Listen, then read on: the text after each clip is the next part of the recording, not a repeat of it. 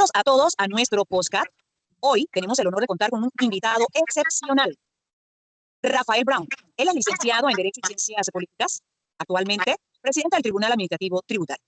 Rafael cuenta con una sólida formación académica que incluye una maestría en gestión fiscal y otro en Derecho Comercial. Además, tiene especializaciones en Derecho Penal Económico y también en Tributación. Ha cursado estudios en docencia superior y diplomados en Derecho Tributario, Aduanero y Gerencia Avanzada en Gobiernos Locales, entre otros. Con toda esta experiencia, Rafael nos acompaña hoy para discutir acerca del Código de Procedimiento Tributario o por lo menos conocer un poco más acerca de él. Bienvenido y gracias por estar con nosotros hoy. Además, quiero presentarles el gran honor que tengo de compartir con mis compañeras Joana Suárez, Vivian Velasco, Carla Carrasco y mi persona, Yadira Pino, las que estaremos desarrollando una serie de interrogativas aprovechando todo ese conocimiento del licenciado Rafael. Para entrar ya en materia, quisiéramos, licenciado Rafael, que usted nos pudiera orientar sobre lo siguiente o comentar acerca de si el Código de Procedimiento Tributario es aplicable a todos los tributos. Bueno, ¿qué tal? ¿Cómo están todos? Saludos, agradecido por la oportunidad de poder compartir compartir y debatir estos temas que generalmente no se le da la preeminencia y la importancia que tienen, ¿no? O sea, algunos creemos que el tema de los impuestos es una especie de fórmula mágica alquímica de la cual no participamos todos. Lo que te tengo que decir en primera instancia acerca del código es que es un código de procedimiento tributario. O sea, no es aplicable per se a determinados impuestos, sino a un procedimiento como tal. Entonces, este código rige todo el procedimiento que se da de las materias que son competencia del Tribunal Administrativo Tributario y de los trámites que se dan ante la Dirección General de Ingresos, ya sean solicitudes, peticiones, recursos de apelación, recursos de reconsideración. O sea, él viene a regir todo lo que es el procedimiento tributario, tanto en la primera etapa, que es ante la Dirección General de Ingresos, como en la etapa que agota la vía gubernativa que se surte en el Tribunal Administrativo Tributario. Gracias. Siguiendo el mismo sentido, quiere decir que con la adopción del Código de Procedimiento Tributario en Panamá, ¿el código ha quedado derogado? ¿Qué nos podría decir usted acerca de esto? La conexión que hay ahí. No, el Código Fiscal, en cuanto a la regulación que tiene de los impuestos, se mantiene vigente. O sea, el 1057V que ve el ITBMS y las modificaciones que introdujo el decreto 170 de 1993 con respecto al impuesto sobre la renta se mantienen. Como te dije anteriormente, el código es digamos, en parte es una renovación del procedimiento tributario y adicional introdujo nuevas reformas en cuanto al procedimiento, estructuró el procedimiento de fiscalización, estableció derechos adicionales a favor del contribuyente, mejoró o, digamos, ordenó el tema de la defraudación fiscal, estableció de manera más clara cuáles son los delitos los impuestos en lo que es posible la defraudación fiscal y muchos otros temas procedimentales. Los temas de regulación de las tarifas, de la base impositiva, de la tarifa impositiva, de la clase de impuestos, eso se mantiene de acuerdo al Código Fiscal. Si hay un glosario que tiene el Código de Procedimiento, porque nosotros hablábamos anteriormente de tributos y no había ninguna definición de qué eran los tributos, cuáles eran los tributos como tal. Teníamos que tomar como referencia los fallos de la Corte que en su parte emotiva definían el tema de los tributos. Sin embargo, pues este glosario vino a definir que los tributos se dividen en impuestos, tasas y contribuciones especiales y le dio su definición a cada uno, ¿no? Aparte de otros términos que de manera ordenada dio su definición. Pero ante todo es una norma de carácter procedimental que vino a ordenar en conjunto con otras normas, porque definitivamente tiene algunos vacíos que se llenan con normas supletorias, vino a ordenar el procedimiento administrativo tributario en general. Excelente, qué buen aporte, licenciado. Bienvenido. Yo tengo dos preguntas para usted. Una es, pues, referente al Código de Procedimiento Tributario. ¿Usted considera que el Código de Procedimiento Tributario CPT establece derechos de los contribuyentes? Por supuesto, mira, desde que inicia el artículo 323 del Código de Procedimiento Tributario que te dice que entre las prerrogativas del CAT está siempre preservar el derecho de los contribuyentes y establecer un sistema igualitario entre el fisco y el contribuyente.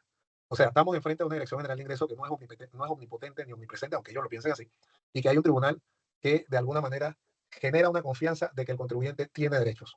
Se han establecido una norma específica, el artículo 381 amplió lo que eran los derechos del contribuyente. Se han generado también etapas del proceso en donde se debe escuchar y darle la oportunidad de defenderse al contribuyente, y se han incluido garantías en cada una de las etapas del proceso de fiscalización. El procedimiento de fiscalización contiene garantías a favor del contribuyente. El recurso de reconsideración también contiene garantías y el recurso de apelación adicional. Entre los artículos 379 y 382 están contenidos tanto los derechos del contribuyente como diferentes procedimientos, tanto de queja como procedimiento abreviado, en lo que se puede el contribuyente que se siente vulnerado puede acudir a diferentes vías para que su derecho se respete. Así que sí, definitivamente, lamentablemente, inclusive muchos que se llaman tributaristas no conocen el código y no lo han leído, pero el código es un código garantista, como lo fue en su momento la transformación del sistema inquisitivo penal al acusatorio, en el que fue un sistema garantista. Pues bueno, este código de procedimiento tributario se convierte en un código garantista en favor de los contribuyentes para que la DGI haga todo su procedimiento de fiscalización, de recaudación, sobre la base del respeto a los derechos del contribuyente. Recordemos que no es la palabra contribuyente, somos ciudadanos de la República de Panamá y como tal, no podía existir una autoridad que estuviera por encima de los derechos ciudadanos que tenemos nosotros, los habitantes y los nacidos bajo la bandera panameña y residentes en la República de Panamá. Así que, como lo dije, es un código garantista y contiene muchas garantías en favor del contribuyente. Wow, excelente aporte, licenciado. También, pues, continuando con el tema, le realizaré otra pregunta referente a los administrativos tributarios. En este caso, ¿solamente se aplica el Código de Procedimiento Tributario? No, de los administrativos? el código tiene un sinnúmero de normas que rigen el proceso administrativo, definitivamente no es completo, pero tiene como norma supletoria la ley 38 del 2000, que es la que rige el procedimiento administrativo en general. Esa propia norma, en caso de existir también vacío, te remite entonces al Código Judicial. Y con eso se completa todo el ciclo de lo que es el tema procedimental y se asegura que no haya ningún vacío en cuanto al tema de procedimiento. O sea, cuando no encuentras cómo resolver una situación procedimental, en primera instancia la ley 38, en segunda instancia el Código Judicial, que es la norma procedimental por excelencia, ¿no? Y es una norma completa que se ha venido aplicando a lo largo de ya más de, por lo menos creo que la última versión, 30, 40 años del Código de Procedimiento Judicial con sus diferentes modificaciones, ¿no? Pero sí, nos encontramos plenamente cubiertos en el sentido de que no va a haber vacíos en cuanto a procedimiento se trata porque hay normas supletorias que pueden corregir esos vacíos que puede haber en la norma. Qué buen aporte, licenciado. Muy enriquecedora su aporte en el podcast. Continúo con la compañera Carla, que tiene otras preguntas. Muchas gracias. A la orden. Buenas tardes, magistrado. Entendiendo y comprendiendo todo lo que nos ha explicado sobre el CPT, que viene siendo el Código de Procedimiento Tributario, mi pregunta es, el Código Fiscal contemplaba la figura de la prescripción y los términos variaban dependiendo del impuesto, 5, 7, 10 y hasta 15 años. ¿Con el Código de Procedimiento Tributario se mantiene esto? No, se dio una uniformidad. Ahora, pues todos los impuestos prescriben en 5 años y adicionó la posibilidad de que la Dirección General de Ingresos pueda prescribir los impuestos de oficio. Porque esto ayuda a depurar la base de datos de la DGI. Así usted no tiene deuda que sabe que no puede cobrar porque están prescritas, y ellos pueden declarar la prescripción de oficio. Era una limitante que tenía la Dirección General de Ingresos antes, porque tenía el montón de procesos y, digamos, tenía una cuenta ficticia, porque esos impuestos pues, eran incobrables. Porque, como ustedes saben, la prescripción, la prescripción tiene dos acepciones. Una que es un modo de adquirir la propiedad de un bien y otro que es el castigo que sufre, digamos en este caso, una institución al dejar pasar el tiempo y no ejercer sus facultades de cobro en ese tiempo que establece la ley. Entonces se pierde la posibilidad de ejercer el cobro sobre una suma de dinero que de alguna manera podía constituir un título en favor de la Dirección General de Ingresos. Pero se estableció que de manera general la prescripción está en 5 años. Muchas gracias por su aporte. La compañera Vivian también tiene dos preguntas antes de culminar este podcast. Ok, hablemos ahora de los recursos que proceden en el procedimiento administrativo fiscal conforme al Código de Procedimiento Tributario. ¿Qué me podría comentar? Bueno, tenemos en primera instancia establecer, hay una mora de la administración tributaria basada en la falta de voluntad, porque debieron crear, como tal cual lo mandata el Código de Procedimiento Tributario, los juzgados tributarios. Estos juzgados tributarios deberían de atender el recurso de reconsideración.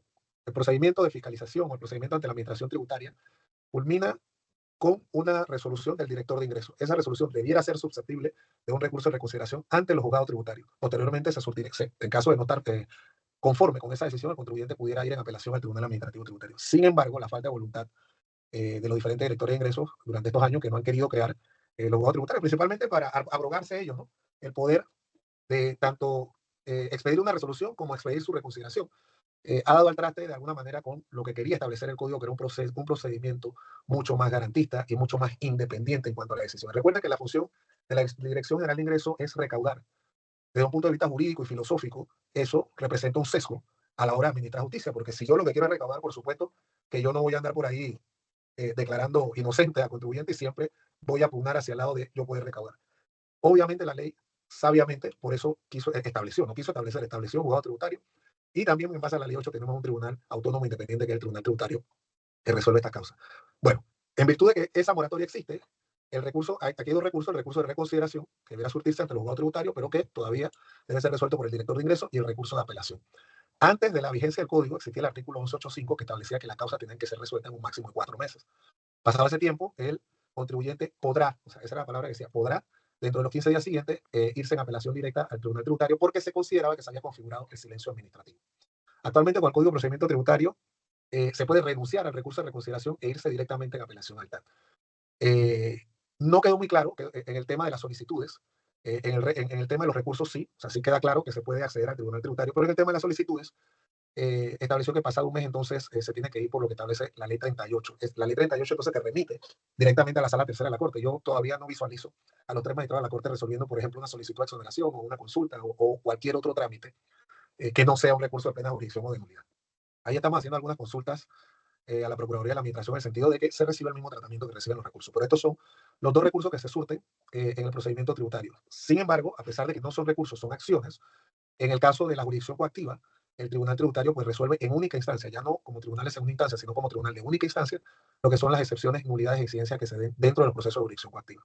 Así que, si lo vamos a resumir, existen dos recursos: el recurso de reconsideración, que se surte ante la Dirección General de Ingresos, el recurso de apelación, que se ve ante el Tribunal Administrativo Tributario, y en cuanto al tema de las acciones, existen las excepciones, incidentes y nulidades en los procesos ejecutivos que se ven entonces en única instancia también en el Tribunal Tributario. Muy buen soporte, licenciado. Como última pregunta, ya para terminar este podcast, además de las garantías y derechos básicos que establece el Código de Procedimiento Tributario, ¿qué otras innovaciones considera usted que contempla este código? Variadas. Mira, una de las más importantes es la creación del defensor del contribuyente, que tampoco han nombrado, porque pareciera que hay alguna orientación en el sentido de no permitir que el contribuyente tenga derechos, y no se ha creado esta defensoría del contribuyente. Adicional, hay un procedimiento de daños, un procedimiento abreviado, en el que el contribuyente puede demandar al funcionario que por negligencia, imprudencia, desidia, opacidad, no aplique o no aplique una resolución o no haga su trabajo y cause perjuicio. En ese caso, el Tribunal Tributario, en base al derecho de daño contemplado en el Código Civil, en los artículos 1643 y 1644, puede producir una condena de daño y perjuicio que es de lo más innovador que hay en todas las jurisdicciones conocidas. Tengo 25 años de ser abogado. No hay algo similar en el derecho civil, ni en el derecho penal, ni en el derecho comercial, ni en el derecho laboral. Actualmente solamente existe en el procedimiento tributario, y es que un funcionario displicente y que no cumple con su trabajo pague con su propio pecunio los perjuicios que le pueda causar a los contribuyentes. Entonces, todavía no hemos fallado el primer proceso, pero la norma existe, la norma está vigente.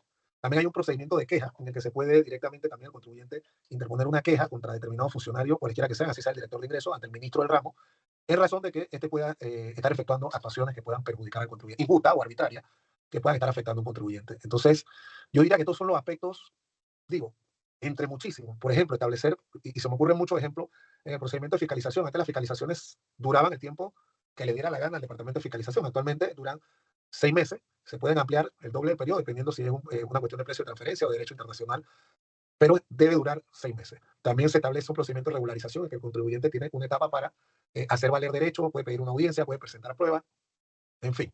Lo más impresionante es el proceso abreviado en el que el contribuyente puede recuperar de manera pecuniaria cualquier perjuicio que se le cause. Adicional, se ampliaron los derechos del contribuyente que están contemplados en el artículo 381, se estableció una defensoría del contribuyente, se limitó el tiempo en que puede ser realizada una auditoría, y aquí pasaríamos toda la noche hablando de todas las posibilidades que tiene. Fíjate, hubo un intento de derogar el código hace, creo que en el mes de noviembre, estando 5 meses en vigencia, hubo un intento de derogar el código. Y el argumento fue tan baladí y tan pueril por parte de la administración tributaria, que lo que decía el director o los representantes del director de ingreso en ese momento era que este código, que antiguamente la ley era muy pro DGI y que este código era muy pro contribuyente. O sea, tremendo argumento dentro de lo absurdo. O sea, que vamos a quitar una norma porque contempla muchos derechos en favor del contribuyente. O sea, por supuesto tendríamos que ser morones los contribuyentes si nos dejamos pasar, porque todos somos contribuyentes. Yo, aún siendo magistrado, sigo siendo contribuyente. Pero por supuesto que los contribuyentes y las asociaciones como APD, Cámara de Comercio, Colegio de Abogados y el Instituto Panameño Tributarista se opusieron, porque es un absurdo decir que voy a eliminar una norma porque es garantista. También igual de absurdo de que voy a eliminar una norma creada en 2019 para modernizar el derecho tributario trayendo a la vida una norma de 1970. Entonces, eso fueron parte de los absurdos que presentó la administración tributaria, que de verdad dieron pena ajena y que dieron al traste la posibilidad de modificar el Código de Procedimiento. No es una norma perfecta. Es una norma que, a escasos 9 meses de haber entrado en vigencia en su totalidad, requiere modificaciones, requiere que se trabaje, pero no requiere su derogatoria de manera total. O sea, no podemos volver a los tiempos del sheriff de la DGI, en que podían abusar de las empresas, en que podían abusar de los contribuyentes de manera impune. Nosotros vivimos en un Estado garantista, en un Estado de derecho, en una democracia, en la que desde el artículo 32 de la Constitución de la República de Panamá se preservan los derechos del ciudadano. Ese es el artículo que consagra el debido proceso. Y en materia tributaria, el debido proceso se encuentra enmarcado en la Ley 76 de 2019, que es el Código de Procedimiento Tributario. Entonces, yo los invito, como futuro abogado, a defender todo lo que sea garantista. Porque por supuesto que no podemos vivir en un Estado salvaje, en un Estado retrógrada, involucionado, en el que el contribuyente no tenga derechos. Si ya hemos migrado, tenemos un nuevo Código Civil, tenemos una nueva jurisdicción penal garantista que le hemos dado el tiempo y ya está funcionando. Y así no puede quedarse el derecho tributario atrás, porque un funcionario que de antemano conocía cuáles eran las reglas de juego, una vez le dan el puesto, ahora dice, es que no puedo trabajar con las reglas de juego. Pero si de antemano sabías que ese era el código. Tú aceptaste el cargo bajo el presupuesto de que vas a poder recaudar con esa regla. O sea, a mitad del juego, no puedes decir que ahora cambiemos la regla del juego porque tienes algún nivel de incapacidad de aplicación de la norma y no puedes hacer tu trabajo. Entonces, yo los invito a ustedes como futuros abogados a defender no solo el Código de Procedimiento, cualquier norma que sea garantista, porque el derecho se fundamenta sobre las garantías. Nuestro mandamiento número 7 es claro. Cuando haya alguna colisión entre el derecho y la justicia, nosotros tenemos que inclinarnos por la justicia. Y justicia no es darle a todos lo mismo, es darle a cada uno lo que le corresponde. Entonces, esa es la máxima con la que hemos estado aplicando el Código de Procedimiento. Yo sé que no se entiende, hay mucha gente que no entiende que este código y que el tribunal está para preservar los derechos del contribuyente, no para violar la ley, alterarla o interpretarla en favor del. No, pero sí es la misión del tribunal preservar los derechos del contribuyente y que esté en iguales condiciones que la Dirección General de Ingresos al momento de acudir al tribunal. Y tan pronto eso se entienda, yo creo que vamos a vivir en un estado por lo menos en la parte tributaria, vamos a vivir en un estado de derecho mucho más equilibrado.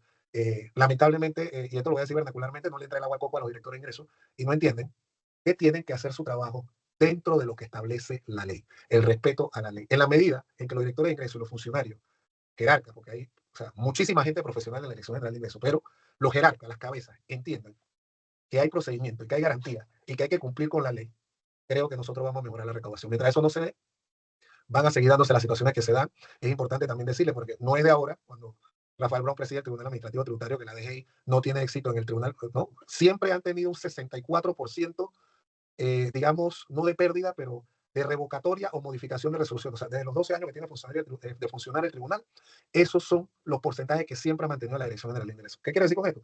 No es cuestión de un director. Todos los directores han compartido el mismo absurdo pensamiento de no respetar las normas.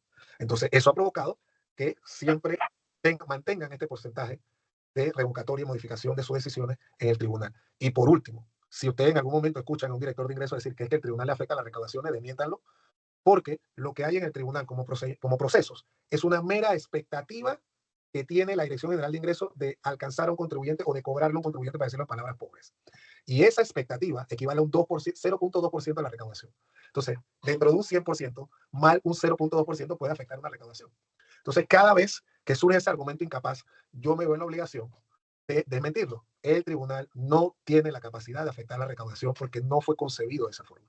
Fue concebido para garantizar derechos del contribuyente en base a procesos. Y cuando la Dirección General de Ingresos va a un proceso, no es que ya eso es un cobro seguro, es un procedimiento en el que ellos quieren hacer valer un derecho.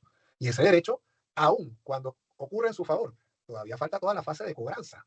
Entonces, el hecho de que ellos salgan favorecidos en un proceso en el Tribunal Tributario no garantiza ese proceso se convierte en una recaudación efectiva porque todavía siguen otros pasos. Entonces, si ustedes vuelven a escuchar que de alguna manera los fallos del tribunal, porque les son adversos por los malos procedimientos de la DGI, pueden de alguna manera afectar la recaudación, están plenamente autorizados y todo lo que vean en este podcast para decirle al que diga ese argumento que es un mentiroso o que desconoce su trabajo, por lo que nosotros decimos como abogados, ¿verdad? Ignorancia inexcusable del derecho. Y con eso, no sé si tienen alguna duda o quieren que les comente algún proceso, con mucho gusto también estamos dispuestos.